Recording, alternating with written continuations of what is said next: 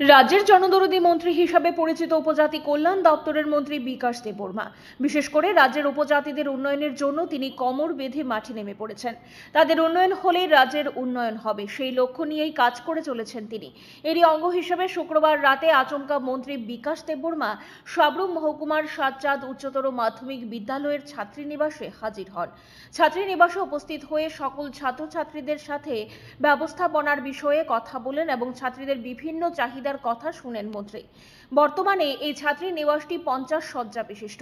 এদিন মন্ত্রীর সাথে উপস্থিত ছিলেন এলাকার বিধায়ক মাইলাফরু মগ, সাতচাঁদ উচ্চতর মাধ্যমিক বিদ্যালয়ের এসএমসি কমিটির চেয়ারম্যান মানিক ভৌমিক, বিশিষ্ট সমাজসেবক বিপুল ভৌমিক ও খোকন দে সহ অন্যান্যরা।